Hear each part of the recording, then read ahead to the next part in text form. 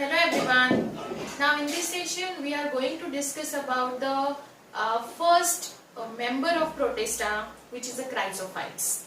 Chrysophytes, now here I have already mentioned the number of possible characters जिन पे NEET में questions पूछे जा सकते हैं या पूछे जा चुके हैं. So now we'll discuss one by one. Now here this division belongs to Chrysophyta और Basidiophyta, right? ये point NCERT में mention नहीं है, जो आपको आपके notebook में important करके रखना है. It includes diatoms and desmids. Desmids मतलब golden algae. तो diatoms is equal to chrysophyte, याद रखना है. Diatoms occur in all aquatic habitat. They are aquatic in nature, but they also have a moist terrestrial habitat also. So it requires a moist condition for their survival. Some of the members are free floating, surface पे float करते हैं, and some of the members are bottom dweller also, bottom पे भी dwell कर सकते हैं ocean के. But जो free floating करते हैं वो क्यों float करते हैं, उसका reason भी है, because mucilage secretion, उनमें एक mucilage secretion होता है, and उस secretion में एक lightweight lipid होता है, और वो lightweight lipid उनको water surface पे float करने के लिए responsible होता है. So they can float passively in the water current and they are microscopic also. So microscopic है, light lipid है, इसलिए वो water current में passively flow कर सकते हैं. They show also a gliding type of movement. इनके पास एक glide करने वाली movement का potential होता है with the help of that mucilage, so that उसकी वजह से भी वो float कर सकते हैं. Most of them are photosynthetic. Yes, अगर वो algae है, golden algae है या phytoplanktons है, जैसे अभी हमने पढ़ा, so no doubt उसके बहुत सारे members photosynthetic ही होने चाहिए. In diatoms, they form a two thin overlapping shells, which fits together to form a soap box like structure. जैसे उनके जो वो सेल वॉल है एक दूसरे के साथ फिट होते हैं, और वो एक सेल जैसे सोप का बॉक्स होता है, नीचे से ऊपर का अगर आप उसको फिट करोगे तो दोनों एक दूसरे के साथ बहुत अच्छे से कॉम्पैक्टली फिट होते हैं. उनका साइज उसके ऐसा ही बनाया जाता है सोप बॉक्स का. जैसे आप नीचे यहाँ अगर सोप रखोगे तो उसका कवर उस पे बराबर उसका कवर उस पे फिट होता है, वैसे ही इनके सेल वॉल है एक दूसरे में फिट होते हैं. And they have a space in between the cell wall, मतलब सेल वॉल का जो कंपोजिशन है which is of silica. So silica उनका सेल वॉल का कंपोजिशन है. Cell walls are embedded with silica. Silica जो सोप बॉक्स जैसा cell wall एक दूसरे में एम्बेडेड हुआ है, उसका कंपोजिशन है सिलिका. एंड इसीलिए सेल वॉल बहुत स्ट्रांग होती है, जो कि डिस्ट्रॉय नहीं हो सकती है. That is why they are cell walls are indestructible, मतलब डिस्ट्रॉय नहीं हो सकती है, ब्रेक नहीं हो सकती है. Now here comes an important point जिसपे क्वेश्चन पूछे जा चुके हैं. They forms a diatomaceous earth. Diatomaceous earth form करते हैं because diatoms due to course of time और over a period of time ये डिपॉजिट होते गया है, इसीलिए diatomaceous earth हम उसको बोल सकते हैं. Because of this being gritty in nature हम उसको पॉलिश में यूज कर सकते हैं, filtration of oil and syrup में भी हम उसको यूज कर सकते हैं. So it has got economic importance also in अ वे.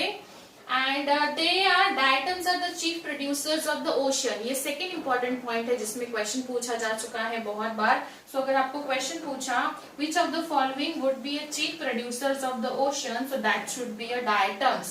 और ये भी क्वेश्चन पूछा which of the following would be responsible for the diatomaceous earth, that is a chrysophyte. याद रखिए, desmids, planktons, golden algae, diatomaceous earth, chief producers of the ocean, इस पे बहुत बार question पूछे जा चुके हैं. या फिर आइदर वे ये चारों चीजें देके आपको बोला जाएगा कि ये कौन सा प्रोटिस्टा का ग्रुप में फिट होता है, which is a chrysophyte. So chrysophyte को हमको याद रखना पड़ेगा. उसके बाद है इसमें रिजर्व फूड मटेरियल होता है which is in the form of oils में रहेगा, और समटाइम्स इट्स अ ल्यूकोसिन जो कि पॉलीसेचराइड्स है. पॉलीसेचराइड मतलब वहां शुगर के बहुत सारे मॉलिक्यूल्स होंगे. एंड वोल्यूटिन ग्लोब्यूल्स प्रोटीन होता है. सो प्रोटीनेशियस भी ये नेचर में हो सकता है. सो नाउ ये सारे पॉसिबल फीचर्स हैं जो कि आपको ऐसे ही नोटबुक में लिखने हैं. इसमें से कुछ जो एनसीईआरटी में मेंशन किए गए हैं, कुछ एनसीईआरटी के बाहर के हैं. सो इन अ वे आपका ये पूरा एक कैरेक्टरिस्टिक का लिस्ट बन रहा है जो कि आपको नीट प्रिपरेशन में बहुत हेल्पफुल रहेगा. Now here it comes the important points. Now these are the examples of this क्राइजोफाइटा के एग्जाम्पल कौन कौन से हैं? ट्राइसेरेशियम पहला है, ट्राइसेरेशियम, प्लूरो, सिग्मा, नाविक्यूला, सिंबेला, एम्फीप्लूरा। तो ये एग्जाम्पल्स आपको बुक में मेंशन करके रखे हैं, नोटबुक में मेंशन करके रखे, इंपॉर्टेंट है।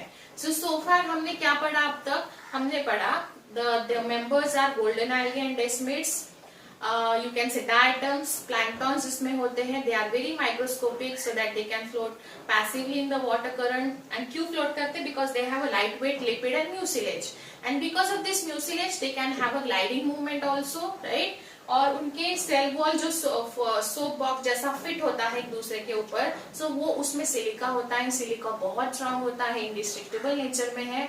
And because of this deposition of diatoms हम उसको डायटोमिशियस अर्थ बोल सकते हैं या chief producers of the ocean भी बोल सकते हैं। एंड ये सारे कैरेक्टर्स हमारे हैं क्राइसोफाइट के। समझ में आया आपको? बहुत इंपॉर्टेंट है। प्रोटेस्टा का पहला मेंबर हमने पढ़ा। Now will see dinoflagellates। Now we'll discuss the second member of the protista, which is the dinoflagellates। dinoflagellates जहां भी वर्ड आता है याद रखिए dinoflagellates is equal to red tides। और which of the following would produce a red tide? dinoflagellate। याद रखिए, कभी मत भूलो, बहुत बार क्वेश्चन आ चुका है। So it belongs to the division Pyrophyta and class Dinophyceae। Most of the members are marine, right? Book में marine ही दिया है, but उसके कुछ members are fresh water also। सो यहाँ आपको याद रखना है most of them are marine. आपको ये माइन्यूट डिटेल उसकी याद रखनी है because it's a huge group, so that कुछ मरीन है, बहुत सारे मरीन है, but few of them are fresh water also. So ये इंफॉर्मेशन आपको याद रखनी पड़ेगी।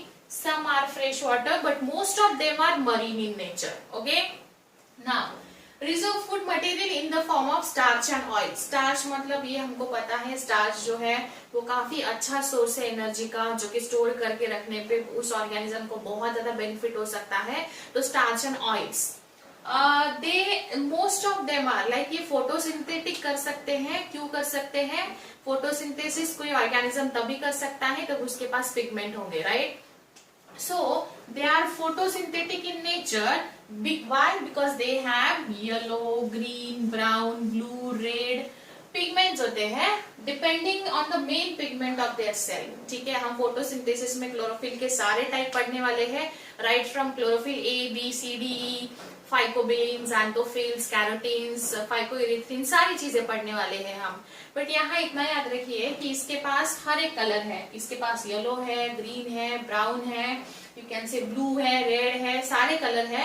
इसीलिए इतने सारे कलर इसके पास है, तो बट ऑब्वियस ये तो फोटोसिंथेसिस करेगा ही, राइट? सो इसीलिए वो फोटोसिंथेटिक, आपको ये पॉइंट आपको जस्टिफाई करना है because it has got a number of pigment with different colours in their cell. इसका सेल वॉल जो है it has a stiff cellulosic plate. इसका सेल्यूलोज, इसमें सेल वॉल होता है लेकिन वो स्टिफ होता है। स्टिफ मतलब थोड़ा सा रिजिड आप बोल सकते हो। And stiff cellulosic plate on the outer surface, so that वो उसको प्रोटेक्शन ही करेगा। सेल वॉल का एक ही फंक्शन हो सकता है, that is a protection. And अभी आपको याद रखना है इसमें कुछ मेंबर्स होते हैं जो कि बहुत ज्यादा रैपिड मल्टीप्लिकेशन करते हैं, बहुत ज्यादा खुद को मल्टीप्लाई करेंगे, लाइक खुद के थायराइड बॉडी प्रोड्यूस करेंगे, और वो थायराइड बॉडी आपको सी के सरफेस पे रेड टाइप्स जैसा दिखाई देगी। रेड टाइप्स मतलब बहुत सारे बड़े बड़े फिलामेंट, बड़े बड़े थायराइड बॉडी होंगी। इतना ज्यादा मल्टीप्लिकेशन इसका होता है कि सी जो है आपको रेड दिखाई देता है सरफेस पे। सो वो जो सरफेस पे रेड दिखाई देता है, ये दो मेंबर्स है, most of these two members, these would responsible for the generation of red types, जो कि एक बुक में दिया है गोएनलॉक्स, और दूसरा मैं यहाँ लिख के दे रही हूँ जिम्नोडिनियम। ये याद रखिए, these two members are responsible for formation of red tide. So red tides produces a toxin. ये रेड टाइप्स क्या करते हैं? रेड टाइप्स टॉक्सिन प्रोड्यूस करेंगे, और कौन सा टॉक्सिन प्रोड्यूस करते हैं? सैक्सीटॉक्सिन। याद रखिए, इसका नाम ये बुक में नहीं दिया हुआ है। ये सैक्सीटॉक्सिन जब वो रिलीज करेगा, सी पहले तो ये वाटर के सरफेस पे बहुत ज्यादा रैपिड मल्टीप्लिकेशन करके रेड टाइप जैसा अपीयर करेगा। वो रेड टाइप में फिर वो रेड टाइप फॉर्म करने के बाद टॉक्सिन प्रोड्यूस करेगा, वो टॉक्सिन का नाम है सैक्सीटॉक्सिन। और वो कौन प्रोड्यूस करेगा? These most of the time these two members would produce the red tides. फिर टॉक्सिन रिलीज करने के बाद क्या कॉन्सिक्वेंसेस होंगे उसके? वो टॉक्सिन जो दूसरी एक्वाटिक लाइफ है उसके लिए हार्मफुल रहेगी। So, toxin released by such large numbers may even kill other marine animals such as fish. दूसरे एनिमल्स को ये हार्म कॉज करता है एंड दैट इज व्हाई ये जो है रेड टाइड्स जो है वो टॉक्सिन डिनोफ्लैजिलेट, ये ऐसा रिलेशन याद रखिए, ठीक है। And then last point in terms of their flagella, most of them have a two flagella, दो फ्लैजिला इनके पास होते हैं। So most of them have a two flagella, ठीक है। एक लॉन्गिट्यूडनली अरेंज होता है, एक ट्रांसवर्सली अरेंज होता है। So these two flagellas are arranged in different direction, one would lies at the longitudinal section, another would lies at the transverse section, ठीक है। See chrysophytes and dinoflagellates are very important when it comes to the NEET examination. So इसका आपको word to word या जितने characters मैंने NCERT में है, जितने कैरेक्टर्स एनसीईआरटी के बाहर लिख के दिए हैं, वो keep on reading, keep on revising. बहुत इंपॉर्टेंट है प्रोटेस्टा, मैं बार बार बोलती हूँ, जब आप एनालिसिस का वीडियो देखोगे तो आपको पता चल ही जाएगा सेकेंड चैप्टर में से कौन सा पार्ट इंपॉर्टेंट है। Now here we have discussed chrysophytes and dinoflagellates. If you have any doubt you can let me know. See you in next session. Thank you.